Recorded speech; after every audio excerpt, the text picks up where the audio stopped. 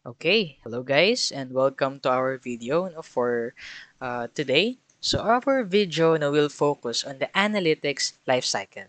No, sabay natin itong aralin, tingnan natin kung saan ba siya ginagamit, gaano ba siya kahalaga, and of course yung sabihin natin yung use case scenarios niya. No? So tara, no? Let's start na guys. So before all else, syempre let's properly define what is analytics lifecycle. So analytics lifecycle is the process of conducting a data analytics project.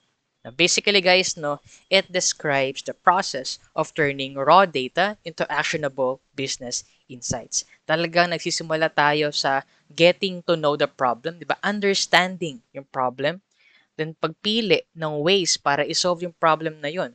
Then, no, pag-implement, no, kung paano na-solve yung problem, yung system, no, kung paano na-solve yung problem na yun. No? So, sabi dito guys, no, sa first bullet natin that it consists of 6 phases that have each been identified as vital for business doing data analytics. So, kasi guys, no, madami kasi version to eh. Minsan may 4 phases lang, minsan may 5 phases lang, minsan nga more than 6 phases pa eh. Pero dito kasi guys, this is the general, the standard, no, the 6 phases no, na i-discuss natin ngayon. Lahat naman yung tama. No? Pero dito kasi, sa discussion natin, ginawa natin siyang 6 phases to properly identify each and the different parts and to properly discuss yung different phases ng life cycle. Okay? So, moving forward, no? Ano naman nga ba ang big data? So, let's define big data muna rin. No? So, guys, no, big data analytics, sure ako narinig nyo na to, no? It refers, no, yun nga, no, yung complex, no, the data sets that are large, that are complex to manage and analyze using traditional tools, no? So, big data analytics kasi guys, ito yung systematic processing and analysis of large amounts of data and complex data sets, no? And so, let's move forward. So, meron kasi tayong characteristics, no, of big data. So, these 5 V's of big data, yung dahilan na nagka-classify kung bakit nga ba naging big data ang isang dataset, no? So, there are other versions of this, guys, no? So, ayon kasi kay IBM, sa nakuhanan ko ng articles, no? Kinlassify nila na 5 lang, ng 5 V's of big data. Pero there are other sources na sinasabi ay 7. So, in this particular video, we will focus on 5 V's only. Pero pahapyawan natin yung dalawa, guys. No, explain ko rin yung dalawa. So, sure naman ako narinig na rin to, 'di ba? So, unang-una is yung volume, no? So, volume refers to the massive amount of data generated daily from various sources. Let's say, guys, for example, 'di ba? 10,000 records, sige, 100,000 records. Big data na ba siya? Actually, guys, hindi eh. Hindi pa. A big data set will have at least 1,000,000 rows. Imagine, di ba, sobrang dami. So, paano natin gagamitan ng traditional tools yan? Gagamitan ba natin yan ng Excel? Hindi, napakabagal nun, napakalag nun, guys, no? So, ayan yung volume ng big data, no? Then, moving forward, we have the veracity. It is the trustworthiness and quality of the data. Poor data can lead to inaccurate insights. So, ang goal ni veracity is to make sure na reliable, no, of quality, no, and valid yung data na ginagamit natin. Okay, then for the velocity, ito naman yung the speed at which data is generated, collected, and processed in near time or near real time. Then, the variety naman guys, no? Ito yung different types of data. No? This could be structured, such as databases. This could be semi-structured, yung mga XML, JSON, or unstructured naman na pwedeng text lang talaga, text data, videos, images, and all. No? Then we have value. Of course, ito yung isa sa mga mahalaga naman talaga. Diba? This is the ultimate goal of big data. Extracting meaningful insights that drive decisions and business outcomes. So yun guys, so take note sa dalawang sasabihin ko ngayon. Ang other two pa na examples, or sorry, na part na sometimes ng nagiging 7 V's of big data is of course yung variability. Ibig sabihin ng variability, nababago. The meaning constantly changes. For example guys, na para mas maganda sa atin yung variability, ako as a coffee lover, palagi ako nagtitimpla ng kape sa umaga. No? Pero, syempre, palagi ko lang tinatansya yung timpla ko. So, minsan nababago ng konti yung lasa, minsan mas gusto ko, minsan mas ayaw ko, di ba? Ganun yung variability. Nababago siya. Kumbaga, same pa rin siya na kape. Pero merong kaunting pagbabago. No, each time or each instances na titimpla ko. Okay? Then yung next naman is yung visualization. Ayan, madali na intindihin yan guys. Talagang using charts and graphs lang to visualize large complex data para mas madali siya intindihin, especially for the non-technical users. Paano nga ba exactly naiiba ang big data sa traditional data? Okay, sa traditional data kasi guys, nakalagay din sa PPT natin ngayon, traditional analytics deals with structured data, traditional statistical methods, and tools. Alam natin yan, yung mga common tools na ginagamit natin ngayon, mga napag-aaralan natin, di ba? Sa big data kasi guys, it's more complex, no? Na nagre-require talaga ng mas advanced, Mas advanced na tools, Para mas ma-manage natin yung data natin. Kasi guys, in big data kasi sa sobrang dami ng amounts of data, for sure, iba't ibang formats yan. Iba't ibang formats yan. Pinaghalo-halong structured, semi-structured, and unstructured. Kaya yung complexity ng data is nagre-require talaga ng more sophisticated analysis techniques na gumagamit din ng advanced machine learning and data mining. Pero ang isa sa mga kilala na ginagamit natin for processing large datasets is Hadoop. Yun. So, ito na guys. Ito exactly ang analytics life cycle. So, ano muna nga ba ang nakikita natin dito? So, we have the 6 phases, guys. We have the phase 1, discovery. Phase 2, data preparation. Phase 3, model planning. Phase 4, model building. Phase 5, communicate results. And phase 6, operationalize or operationalization. Okay? Either of the two. Pareho lang yun. Okay, so una guys, before we delve deeper sa analytics lifecycle, bigay natin yung key aspects niya, yung key aspects ng proseso ng analytics lifecycle. So una guys, kasi sa analytics lifecycle, it gives structure. Okay, it gives structure. It provides a framework. Diba? Imagine, dyan pa lang sa visualization na yun, diba? Dyan pa lang sa lifecycle na nakikita natin. Nakikita na natin kung paano nga ba umikot ang isang analytics project. 'Di ba? Na dumadaan pa ito sa discovery, dumadaan pala ito sa data preparation, then so on and so on. Nakikita na natin agad, kung paano nga ba gumagalaw or nagde-develop, properly ang isang business. Then of course, refinability. 'Di ba? When we say refinability, the analytics life cycle kasi, 'di ba? Kaya nga siya life cycle. It is an iterative process. Okay, umiikot, gumagalaw siya. Dahil sa pagiging iterative process niya, continuously nating nare-refine. Continuously nating nababago, napapaganda. Okay? Then of course, collaboration.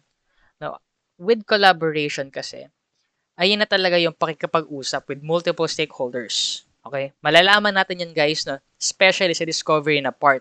Here, sa discovery na part. Diyan natin mas ma-discover kung gaano kahalaga yung collaboration. Okay? And scalability naman. Ayun nga kasi, di ba? Since iterative process siya, continuously na nag-i-improve, kuha tayo ng data, kuha tayo ng requirements, in which accommodates, growth.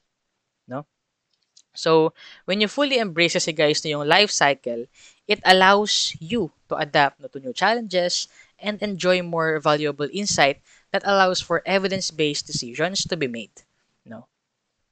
So, ano pa ba guys, pag pinagmamasa natin kasi yung picture dito, bakit sa phase 1, sa gitna ng phase 1 at phase 2, bakit merong malaking cycle? And bakit dito rin may malaking cycle? Bakit dito maliliit na lang? And bakit dito wala na? So, explain natin yan. Explain natin yan ngayon. So, ito kasi yun guys.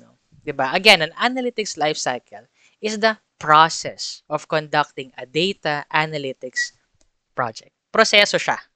Okay, magmumula ka talaga muna sa 1, pupunta ka sa 2, sa 3. Hindi ka pwedeng manggagaling ka sa 1, nasa 4 ka na. Hindi pwede yon. Di ba? Proseso siya. May sinusunod ka talagang framework. No? Then kanina, di ba, dinefine natin na analytics life cycle is an iterative process na uulit. Okay? Pero guys, no, how iterative nga ba talaga ang analytics life cycle? So kung mapapasin natin guys dito, no, sa gitna ng phase 1 and phase 2, malaki yung cycle, yung symbol. Pati kay gitna ng 2 and 3. Pero dito maliit na lang at dito wala na. No? So himayin natin yan guys. No? Bakit ganun? So dito kasi guys, no, sa under phase 1 and phase 2, don't worry guys, no, later mas mali-discuss natin to. Pero explain na natin to para meron tayong whole view no, ng life cycle. So under kasi guys, no, phase 1 and phase 2, I believe, isa to sa mga unstable na part ng life cycle. Meaning to say, no, unstable meaning constantly changing. Kasi guys, sa phase 1 and phase 2, it involves understanding the problem and ensuring high quality data. Kasi guys, no, phase 1 and phase 2 are very crucial. No? If mali ang understanding mo sa kailangan ni stakeholder, which is part ng discovery, or mali or may inconsistencies ang data mo, which is part of data preparation, makakaapekto yan sa analytics project mo. Okay? Kasi guys, remember, no, sa analytics, walang error checks. Hindi yan kagaya sa programming na nakalagay sa IDE yung errors. Sa analytics, kung may mali ka, mag-run pa rin yan. Nagagawa pa rin ang model yan. Kaya dapat talaga nating seryosohin yung phase 1 and phase 2. Okay?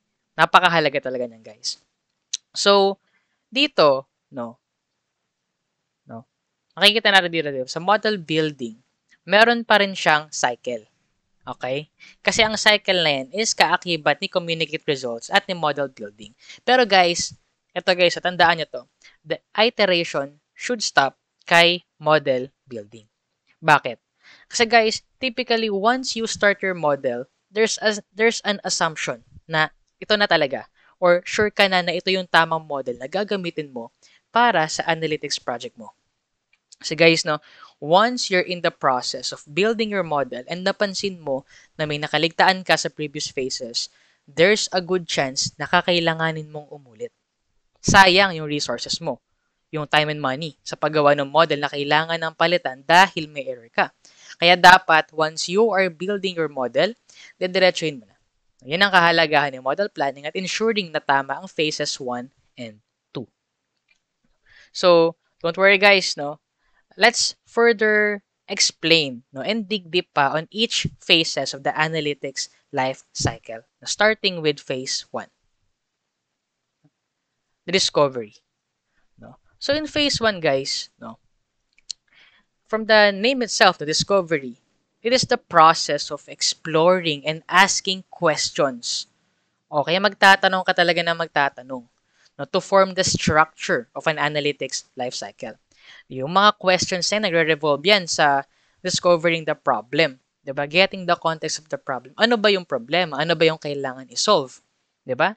It involves defining the problem, the data and resources, diba? And the stakeholder goals, objectives, and requirements. Yung mga questions kasi na to guys is very necessary para sa proper planning and analysis ng beginning ng isang project. In discovery kasi guys, the team learns the business domain. Paano ba gumagana yung business na paggagawan mo ng analytics project? Now, this includes yung relevant history, such as whether the organization or business unit has attempted similar projects in the past from which they can learn, or the team assesses the resources available to support the project in terms of people, technology, and the time. And the important activities in this phase also includes framing the business problem as an analytics challenge that can be addressed in subsequent phases and formulating initial hypotheses to test and begin learning the data. Again, guys, phase 1 is one of the most crucial phase in analytics lifecycle kasi this forms the structure of an analytics lifecycle.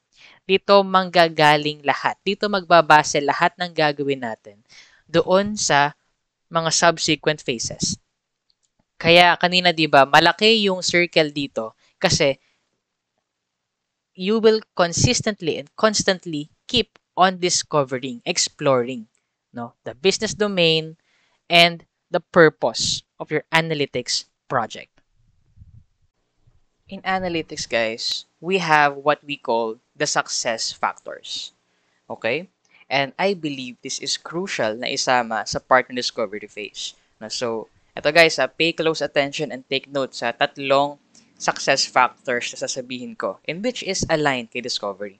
So, yung una kasi guys, the level of commitment and sponsorship of the project from senior management.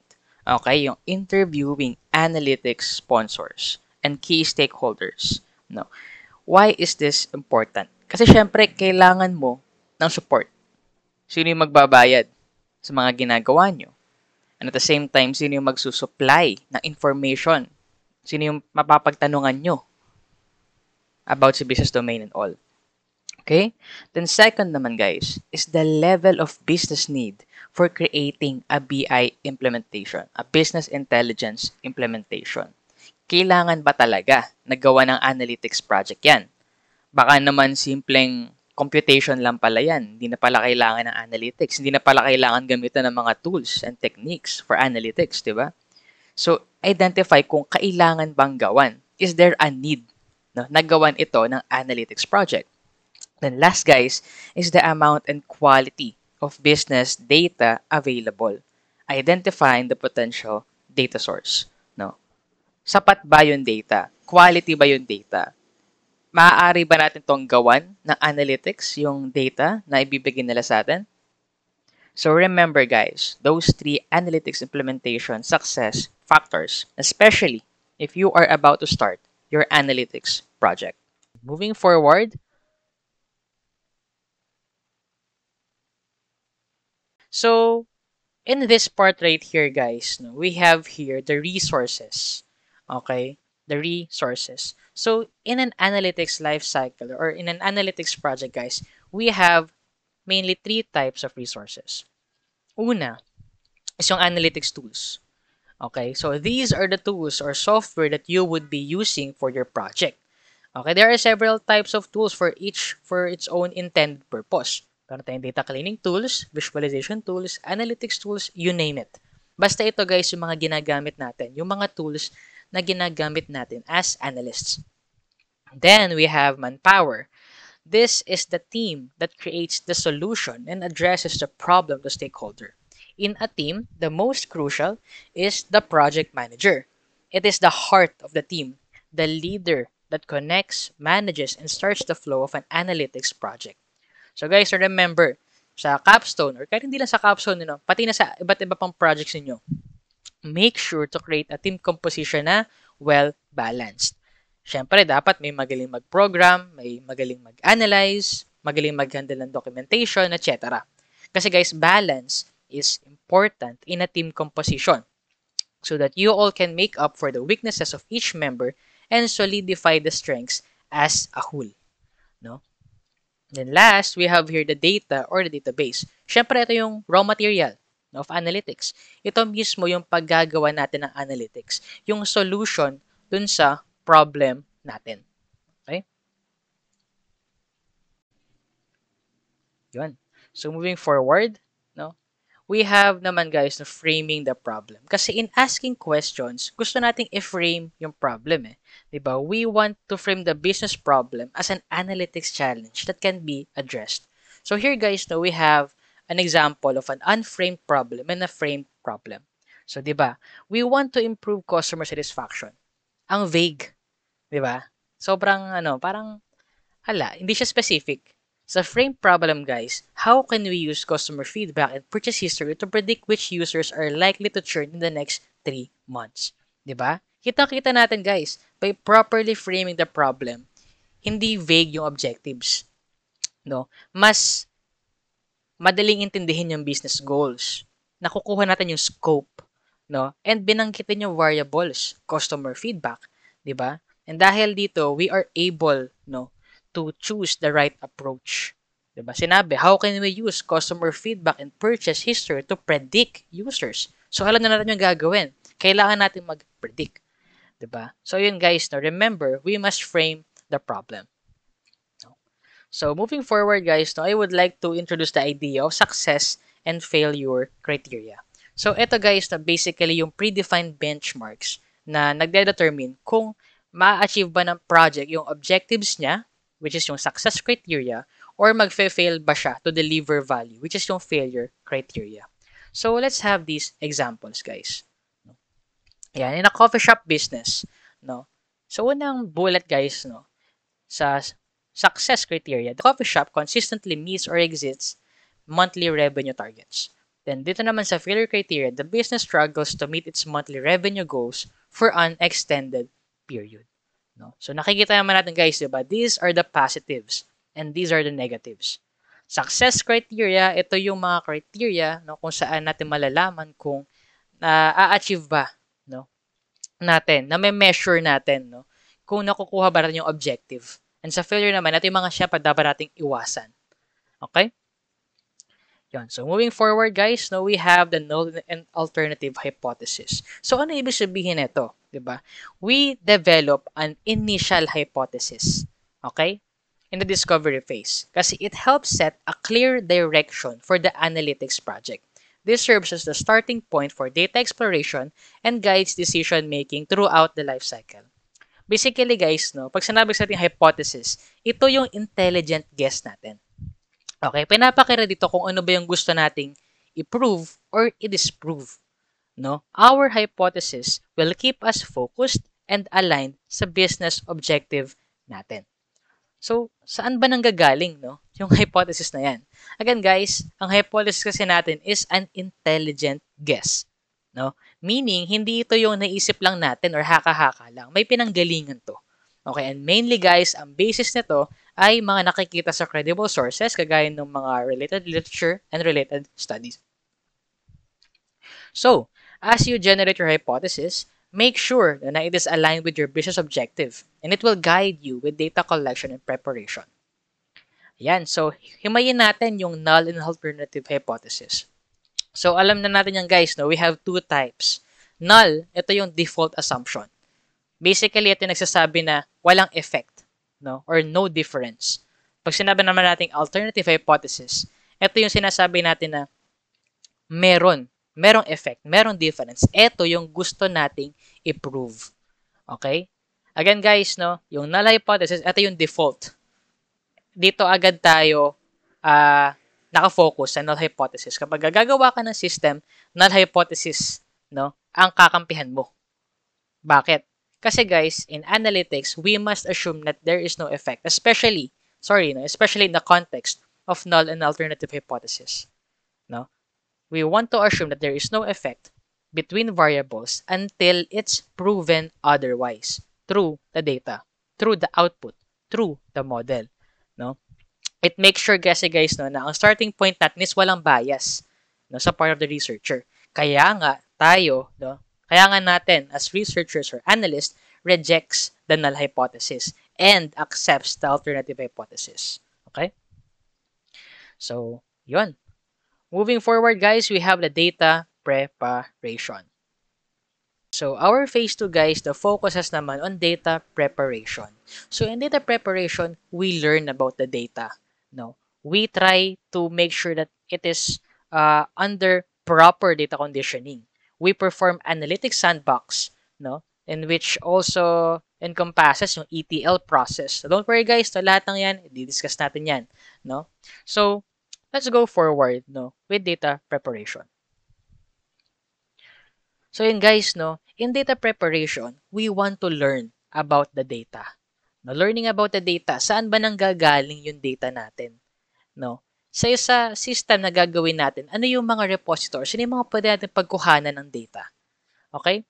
So, eto guys, sa picture natin ngayon or sa graphics natin ngayon, we have an internal database and an external database. When we say internal, ito yung database na nagmamay-ari no, nung stakeholder natin or yung company na pinagagawa natin ng analytics project. It is managed within an organization. Ito yung mga operational databases, mga CRM, no, na ginagamit nila. Then next is the external database. Ito naman yung mga data outside, no, the company. Ito yung mga outside sources, yung mga third party, no. Maaaring ito yung mga social media sentiments and all. Okay? So, moving forward, guys.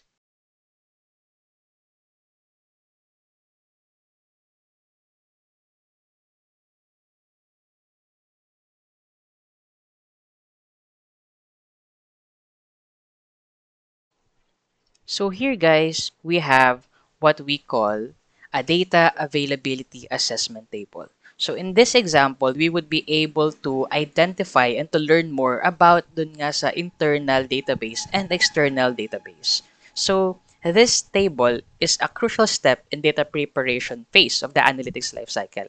Kasi nga, we categorize different datasets based on their accessibility and whether they exist internally or need to be sourced externally. So, isa-isahin natin siya, guys. In the leftmost part, that is our dataset. Yung mga dataset na kailangan natin, no, in that particular example. Then first, we have naman yung data available and accessible. This just means that the data is already collected and stored internally and can be accessed easily. It is an internal database. Okay? The product shipped kasi, guys, dyan sa category, ibig sabihin nga, yan nga na available na siya sa loob ng organization's internal database at pwede na siyang gamitin immediately. Then moving forward, we have the data available but not accessible. This just means, guys, no, that the data that exists within the organization but is not currently accessible due to restrictions. Pwedeng security policies, departmental silos, data format issues, and so on. Okay? Sa example natin, we use product financials, which is yung financial data ng kumpanya. In which, alam naman natin, medyo maselan. Kaya hindi siya agad-agad or madaling ma-access. Okay? And we have the product call center data, in which exists internally but may also be restricted. The next naman is the data to collect. So, this just means, guys, na yung data is not currently available. Okay? And must be gathered through new data collection efforts. Diyan sa example natin, makikita natin yung live product feedback surveys. So, ayun nga, di ba, survey, the company needs to conduct surveys to collect real-time customer opinions. Then, next naman, and last, yung data to obtain from third-party sources, the data is not available internally. Okay? So, wala siya sa kumpanya. So, it must be acquired from external sources. Okay? Sa example natin, ang kinakailangan natin is product sentiment from social media.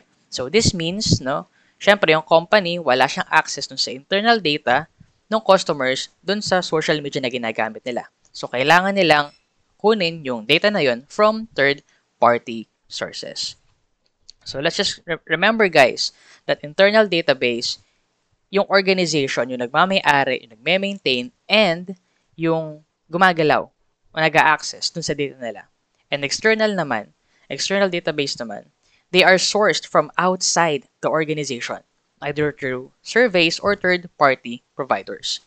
So, bakit ba ito mahalaga sa analytics? Kasi, guys, by understanding kung ano yung data na available sa hindi available, it helps us to identify gaps. Okay, alam na natin kung ano yung kailangan natin aksyonan. And through identifying these gaps, we are able to plan for data integration.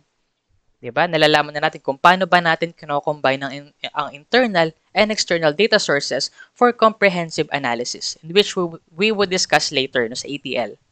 Then, ang resource allocation naman helps prioritize efforts. Okay? Siyempre, for example, kung nakalock yung data, pwede ba tayong mag-collect na lang ng bagong data? Diba? Helps us prioritize our efforts. So, before we exit dito sa learning about the data and data preparation, I want you guys to understand, especially sa mga kapwa ko BA dyan na hirap-hirap na kumuha ng data, no? We have to be resourceful. Okay? Let us try our best na hanapin muna talaga, no, the ins and outs. I suggest, guys, try searching. Especially yung FOI, yung Freedom of Information Philippines, where you can request government datasets. Huh? Then moving forward is the data conditioning. So, conditioning kasi is defined as to bring something into a desired state of use. Okay? It is somewhat similar sa data preparation. Kasi guys, ano naman natin, di ba? Data preparation, ito yung addressing missing or inaccurate values, standardizing or normalizing the data, no? Etc. etc. Yung mga naturo na sa atin last time. No? Pero kasi guys, ang difference ni data condition kay data preparation is that data condition is based on fitness for purpose with the context of specific use cases. No, the specific use cases. Kasi guys, no, in this part right here kasi, I believe data preparation focuses talaga on quality, while data condition naman is focusing on the context. No, kung paano nga ba talaga siya magagamit. Okay? So, data conditioning talaga guys to ensure that the data is ready to be used. No? Kasi guys, kagaya nga na nasabi natin kanina, no, in analytics, there are no error checks. No? Magra-run at magra-run yung model mo. Hindi yan yung kagaya sa IDEs natin sa programming, no, na nagkakaroon ng syntax error. Sa analytics, hindi. No? Kahit na ano, ilagay mo dyan, maski wrong data type, no, gagana yung model mo. No? Kaya we must ensure na nag-take into consideration tayo sa proper data conditioning. Then next, we have here guys the things to consider in data conditioning. No? So yung data ba natin, nagpo-provide ba siya ng meaningful insights? No? Naka-align ba siya sa objectives natin? Yung data ba natin is stored in a structured way na madali, no? Magkaroon ng retrieval for analysis, no? Ayan, ito pa. Ito pinakamahalaga. Is our data relevant and sufficient para dun sa pinagagamitan natin? 'Di ba? Mahalaga ba siya? Nagagamit ba talaga natin siya? And are there any missing values or inconsistencies that could affect the results? So every time guys na you make an analytics project, ask yourself these questions, no? Yon. So, sa data preparation kasi guys, no, we also have no, analytics sandbox. No? So, sandbox kasi guys, an analytics sandbox, ito yung playground ng isang analyst. Okay? It is a private workspace kung saan pwede niyang laruin yung data. No? Pwede niyang laruin yung data kung saan hindi mababago yung actual na data. Kasi guys, so an analytics sandbox kasi, ito yung isolated environment na kinokopya yung production data na nagbibigay ng tools and resources para mapaglaruan mo yung data na hindi nababago yung actual na production data natin. So, ginagamit natin to for what if analysis para malaman natin yung overall impact pagka nagbago tayo ng ilang values, ganun. Yung best case scenarios, worst case scenarios, you name it guys. No? Basta ayan yung analytics sandbox. Then, here naman guys, no, we also perform extract, transform, and load process. No, so, dito kasi guys, no, sa extract, transform, and load, ay na, no, madali na yung intindihan eh. Kasi they work together to prepare your raw data for analysis and reporting. Diba? From the name example, extract, kumukuha tayo. No? We retrieve and verify data from various sources. For sure guys, diba? Kagaya nga na pag-usapan natin kanina, meron tayong internal and external databases. Madaming different sources yan. No? So, minsan yung mga businesses gumagamit sila ng iba't ibang automated ETL tool kagaya ng Cubeware, no? Kung saan allowing no, automatic no, na pagkuha ng ETL no, sa iba't ibang sources. Then next, we have the transform where data are prepared before being loaded into data warehouse. Okay? So, sa transform, guys, ayun na yan, data transformation na yan. No? Meron tayong iba't ibang sub-process na nagaganap yung cleaning, standardization, deduplication, verification, sorting, and direct move. No? And ultimately, guys, the data transformation kasi is known as the most critical step in the ETL process. Kasi nga, guys, no, sa definition natin ng big data kanina, the volume and the variety of sources no, is sobrang lawak. Okay? So, optimizing talaga data integrity through data transformation ensures na ang data natin is compliant and available. Then, sa load naman, ito na yun guys, no? Yung newly transformed data, niloload natin sa ibang location. Meron tayong two main methods, full load option and incremental load option.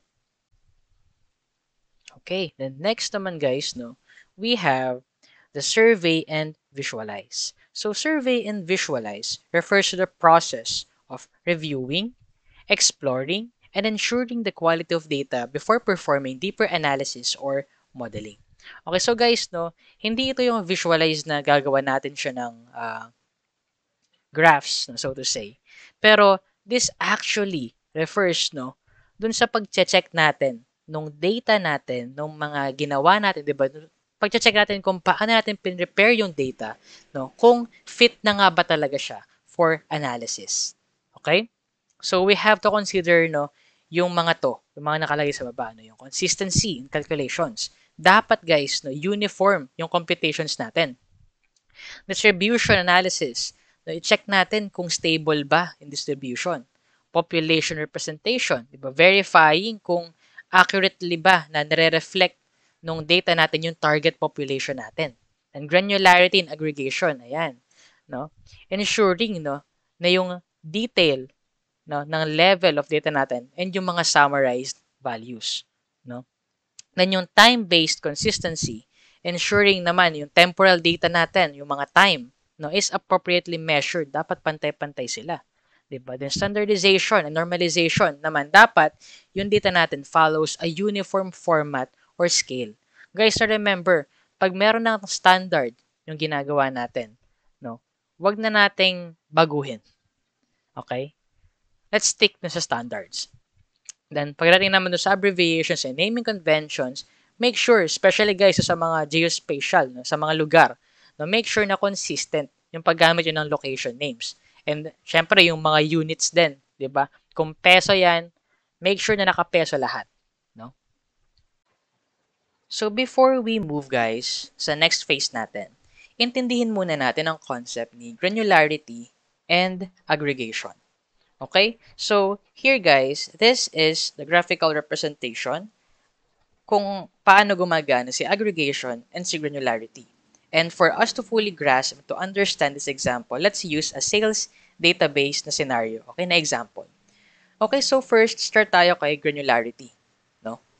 Granularity kasi guys, refers to the level of detail in a data set. It defines how specific yung data natin. So, here guys, no, we have more or less. So, kay more tayo. So, when we say granularity, no, na nasa more, it means high granularity. The data is very detailed, very specific. For example, ito nga, di ba, sa individual transactions of customers. So, of course, dyan na nakalagay yung specifics. Yung product ID, yung customer ID, yung time, magkano ba siya, ano yung binili, di ba? Specific siya. Mas maliit yung sakop niya, mas detalyado. Then when we say low granularity or less granular, no, this just means na opposite. Opposite nito. Kung ito specific, ito mas lumalawak. In which is, of course, the same. No? Kay aggregation, kay highly aggregated. Pero, ayun nga, ano, ang focus ni granularity. Yung level of detail. Yung specificity. Okay? Tandaan natin, the higher the granularity, the more detailed.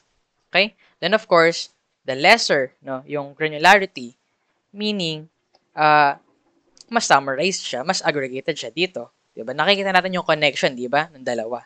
So moving forward guys, kay aggregation naman, aggregation kasi, from the name itself, is the process of summarizing detailed data to a higher level view.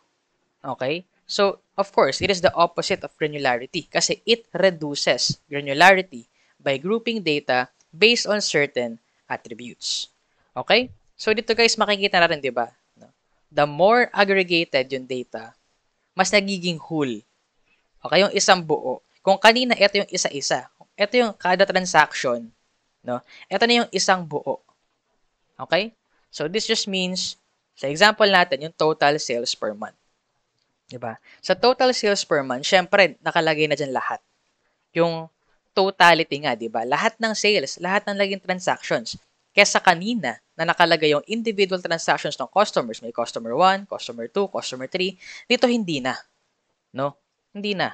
Literal na nakalagay na lang yung buong sales dun sa particular month na yun. Okay?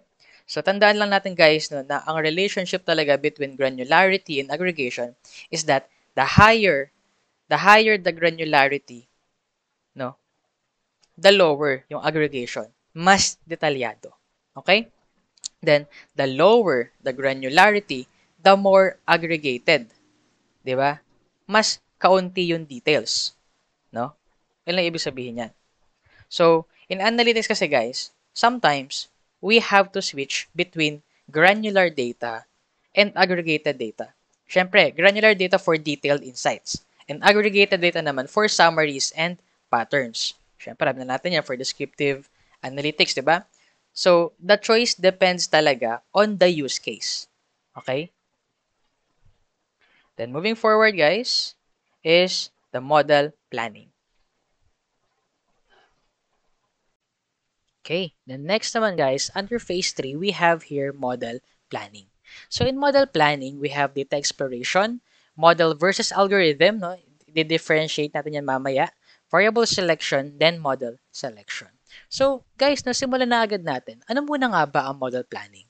Model planning kasi guys, no, is a critical step where analysts determine how, no, paano nila i-structure and i-approach yung analysis bago yung actual building. Okay? So, in data exploration kasi guys, no, bago kasi mag-build ng model, analysts must understand the dataset. Aralin yung dataset. Identify key patterns and trends. And of course, no, yung relationship sa variables, yung kaninang na-discuss natin. Diba? It provides insights into which variables are important, no, and how they interact, no, in which also helps us to perform the right transformation. Diba yung mga data transformation, yung pwedeng sa skewness, diba, handling categorical variables, and so on. And under variable selection naman kasi guys, no, dito kasi, diba, syempre, hindi lahat ng variable is nagko-contribute to a good model. Minsan, ang isang variable could be irrelevant, redundant, or even misleading. No, kaya selecting the right features or the right variables improves model accuracy, reduces overfitting, and enhances interpretability. No? Basically, guys, sa variable selection, basta let's remember to always choose yung relevant predictors lang. No? Pagka hindi na siya kailangan, tanggalin na natin. And sa model selection, of course, guys, ito na yung different models. No, we use different models kasi if we have different assumptions. Okay? And work for better specific types of data. Diba? Ultimately, guys, nakabase to model selection kay data exploration and variable selection. Diba? Based on the insights, no, from these two para malaman natin kung anong model type nga ba talaga kukunin natin. Diba? Model selection kasi guys involves comparing different algorithms and fine-tuning. No? Fina-fine-tune natin siya dun sa mga parameters na magbe-best fit. No? So, siguro guys, just the things to remember here, data exploration helps in understanding yung dataset. Variable selection naman ensures that only the most relevant data points are used. Then model selection naman builds on these first two steps to choose the most appropriate predictive approach. So, siguro guys, so just the things to remember kapag nagpaplano tayo, no, walang best algorithm. No? Pero, nami-measure natin kung ano ang quote-unquote best using metrics, classification metrics or evaluation metrics. No? Basta guys, just make sure na kapag nandito na kayo sa phase na to, sa model planning na phase, no, always choose top 3 algorithms. No? Then ayun nga, no, you test na those algorithms. And actually, as you test those algorithms, magiging part na rin talaga siya ng model building. No? So, before we move nga naman talaga sa model building, i-differentiate muna natin guys kung ano ba ang model at ang algorithm. So, an algorithm guys is a machine learning process or procedure that is run on data to create a machine learning model. No? So, in that part guys, no, yung algorithm kasi guys, ay yung kasi yung set of rules or procedures kung paano natin ipaprocess yung data. Basically guys, ito yung mga techniques. Ayan, yung mga techniques na ginagamit natin. Classification, regression, clustering, decision tree. Ganun. Kumbaga, yung algorithm kasi, ito yung nagde-define kung paano natin itatransform no, yung mga input natin dun sa desired na output natin. Okay? Then yung model naman guys, a model is a machine in machine learning is the output of a machine learning algorithm run on data. Basically, ito na guys yung final product. Ito yung output natin. Obtained pagkatapos i-process ng algorithm yung data natin. No? So, ito yung representation ng patterns or relationships na natututunan ng ating data. So, siguro guys, no, para mas madali natin ma-visualize, let's think of algorithm as yung recipe. Diba? Siya yung recipe, paano lutuin. Diba? Then, yung model naman, ito na yung final dish. Diba? Yung outcome, pagkatapos natin i-follow yung recipe, syempre kasama din yung ingredients. So, yun guys, yung difference ng algorithm and nung model. Then, moving forward guys, we have here naman no, the model building. So, in our phase 4 naman guys, this is the model building. So, in model building, we develop datasets for training, testing, and production purposes. In here, we ensure that the training and test datasets are sufficiently robust for the model and analytical techniques. So, basically guys, no, ang goal ng phase 4 is to develop a model na accurate, interpretable, and practical no, na nasosolve yung business problem natin. So, we have here key considerations for this phase. So, first guys, no, we have the model validation and accuracy. So, does the model perform well when tested with real-world or unseen data? No, so we have here key questions. Does the model correctly classify or predict outcomes based on test data? Sa model building kasi guys, we develop datasets for testing and training. I believe na we would be able to further discuss yan sa future topics natin, mainly on classification. Pero just to give us guys very easy to understand example ng training and testing data, let's use yung spam email filter na example. So when we say kasi guys no na training data, ito yung learning phase. Okay? So sa example natin ng spam email filter, yung model natin, magbibigay tayo ng email sa kanya na meron ng label na spam or not spam. Sa pagbibigay natin ng data sa kanya, aaralin niya yon. No? Hahanapan niya yung patterns kung bakit sila naging spam or not spam. Then, we have here naman the testing data or yung evaluation phase. So, di ba kanina nagtatrain siya, nagsasanay siya. Then, after niyang matuto, we will now evaluate. We will now test. No? So, the model is tested on new emails. No? Again, no, new emails. Yung mga emails na never niya pang nakita. No? Kanina sa training data, paulit-ulit niyang inaral yun. Sa testing naman, panibagong batch ng emails na never niya pang nakita para matest kung nakakapag-predict ba siya ng tama or mali. So, if it correctly identifies spam and non-spam emails, ibig sabihin lang na gumana. The model learned well. Okay? So, ayun guys, very basic na explanation ng training and testing ng datasets. So don't worry, in our future lessons, specifically in classifications, I believe we would be able to discuss that in more detail. Since hindi kasi siya sakop talaga totally ng part natin ngayon, focus na lang tayo sa theoretical or sa concept niya lang muna. Okay, then moving forward, we have domain expert validation, interpretability, and explainability. So, does the model prediction make logical sense within the domain? Okay, so ask yourself these questions. Can domain experts understand and explain why the model is making specific predictions? Do the predictions align with established knowledge in the field? Are the features contributing to the predictions meaningful and interpretable? Kasi guys, kahit na mathematically accurate yung model natin, useless yan kung hindi siya nag-a-align sa real-world expectations. Okay? For example, you are trying to predict yung attributes ng isang well-performing student. Pero pagka-click mo ng predict, ang nilalabas niya is yung attributes ng mga student na hindi nagpe-perform well. 'Di ba? So, something is wrong. 'Di ba? The next naman, ito naman yung parameter evaluation and model suitability. Are the parameters of the model meaningful and appropriate for the given problem? Again, guys, ask yourself these questions. Are the selected parameters aligned with real-world factors? Diba? Kapag ba ina-adjust natin yung model parameters, nag improve ba yung performance without adding unnecessary complexity? Are the model's level of complexity justified by the improvement in accuracy? Basta guys, let's just remember no, na a well-tuned model balances accuracy and interpretability and computational efficiency. Ang magandang model, accurate, madaling intindihin, no, at madaling gamitin.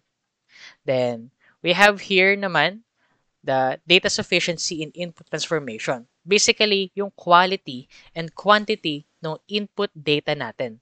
No, nakakaapekto kasi yan sa performance ng model. Syempre, di ba? Kaya kanina napag-usapan natin ang veracity. So, key questions guys, no? Is the dataset large enough to train a robust model? Do any features need to be engineered, transformed, or removed? Are there missing values or outliers that need handling? Kasi guys, poor quality or insufficient data can limit the accuracy and reliability of the model. Then we have runtime and operational feasibility. The model should be practical to deploy and run within system constraints. So, can the model run efficiently in production environment? Diba? Ito yung kanina pinag-uusapan natin na analytics sandbox. Does it require excessive computational power or memory? Will it work within the required time constraints? No? Then, lastly guys, we have here the error handling and risk assessment. So actually, ang part kasi na to, yung different types of errors natin. Yung false positives, false negatives, and all. So for us to understand it more, punta tayo sa next slide natin. Here guys, we have the confusion matrix.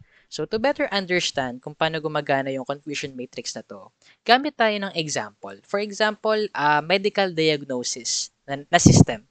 Okay, na nagpe-predict kung healthy ba ang isang tao or meron ba silang condition.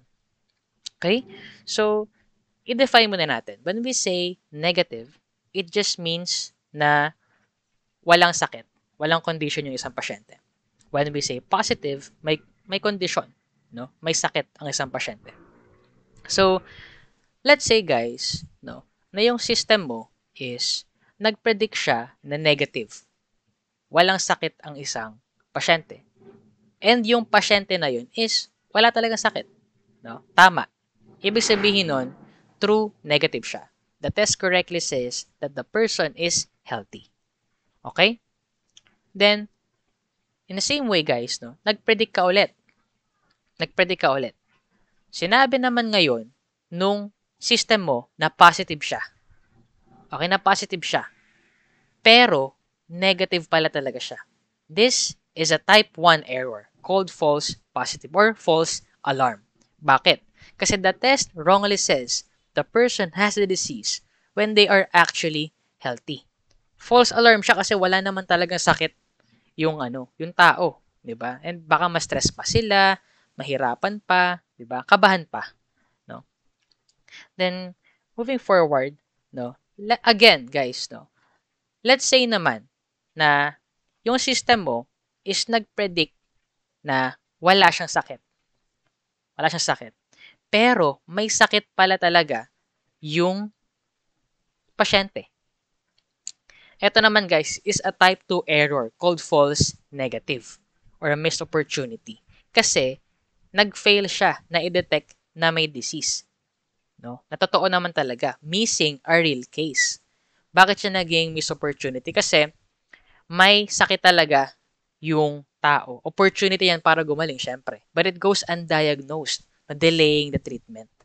No? It failed na i-detect na merong sakit ng isang tao kahit na meron naman talaga. No? Kaya 'di ba sa field talaga ng healthcare napakahalaga, no? Ito at sobrang crucial talaga na dapat tama ang model natin sa healthcare. Then let's say naman no na nag-predict ang system mo na positive siya and positive naman talaga, that is true positive. No, the tests correctly detects the disease. So moving forward,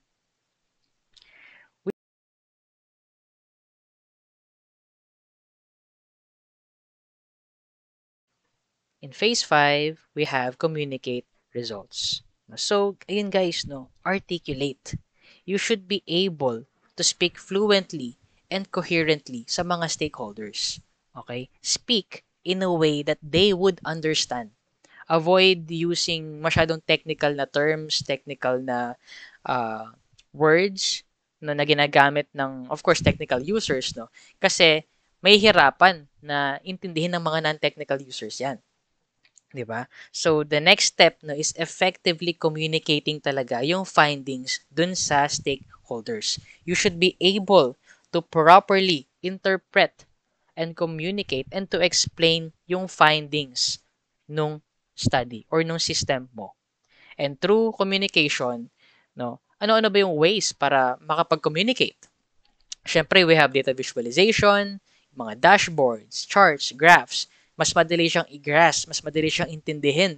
Kasi yung raw numbers lang, nagbabanggit ka lang ng mga nangyari, kung paano nabago yung data. No, use visualization.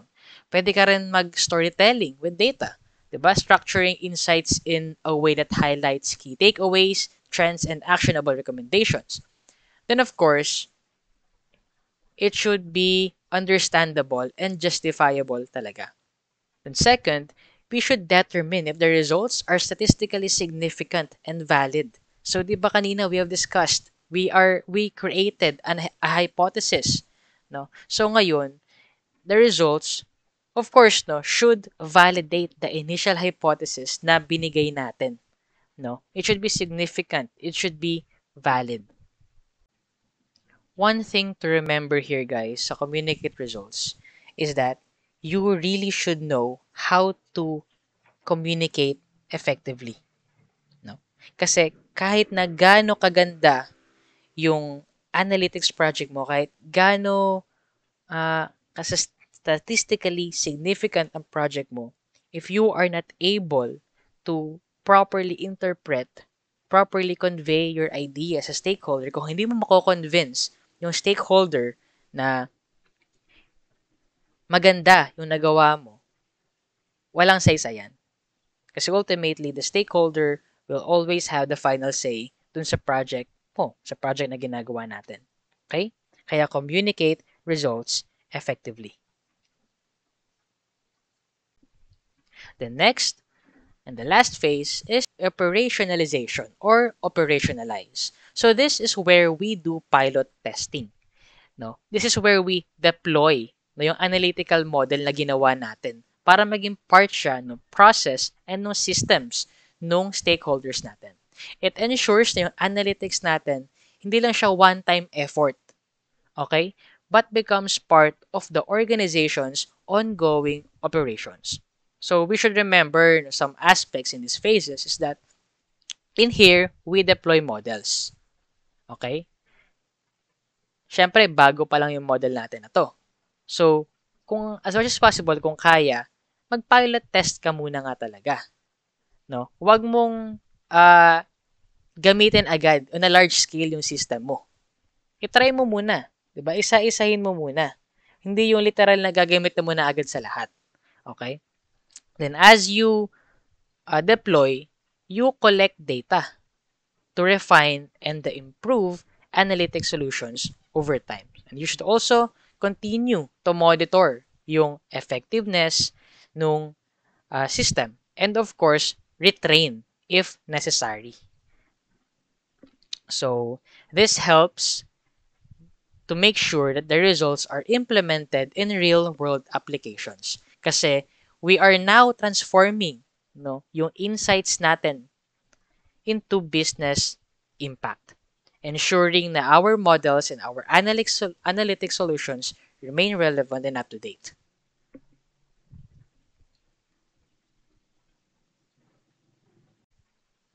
And that ends our presentation.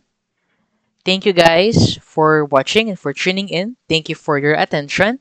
And if you have further questions, queries, or any other thing that you want to say, please leave it down in the comments below. Thank you again for watching.